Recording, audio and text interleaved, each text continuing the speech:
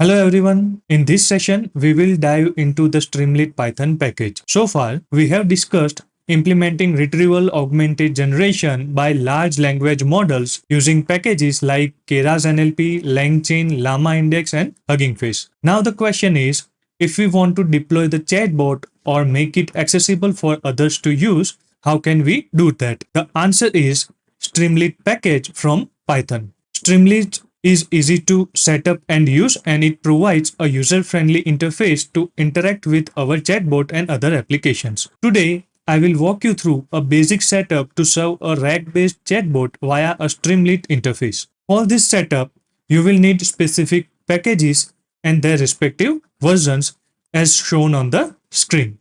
One thing to note over here, when you run the script with the basic Streamlit run command as I have highlighted on the screen, it will default to port 8501 and it will run on localhost only. It means that it won't be accessible to others on your network. To make it accessible to others on the same network, you will need to add this particular argument server.address, and you need to provide the server address as 0.0.0.0, and you can mention server port any number. By running your Streamlit application using this way, it will allow others to connect using your device IP address. Now let's do script walkthrough. All code here is based on the previous video where we covered RAG with LangChain. URL of the same is available in the top right corner of the screen. For details on the script's logic, please refer to that video. In this script, we will load the index which we have prepared in the previous video, which helps retrieve relevant documents for generating answers. Then we will define the retrieval QA chain. This setup uses a language model such that large language model and an index as the retriever to generate the answers. ST stands for Streamlit. We have imported Streamlit as ST alias name. Text area will be used to create a text input area for entering questions, and submit button to create a submit button. Once you run the script with Streamlit run command and with this server address and server port arguments, you will get an interface like the one I'm going to show on the screen. You will get Streamlit dashboard screen as shown on the screen. Let's test it with a question. Where is the kite flying? And I will submit the question. Once I have pressed the submit button, the backend retrieves relevant documents from the index, generates the answer, and then it will display it over here. Okay, so here we have got the answer. Since we are running this application on 0.0.0.0 address and with 8090 port, others on the same network can access it by going to a particular URL where the another person on the same network need to use your IP address. For an example, my IP address is this 192.168.1.8. So the other person on the same network need to use this particular IP address and 8090 port to access this Streamlit application. That's it for the day. Thank you everyone for watching this video.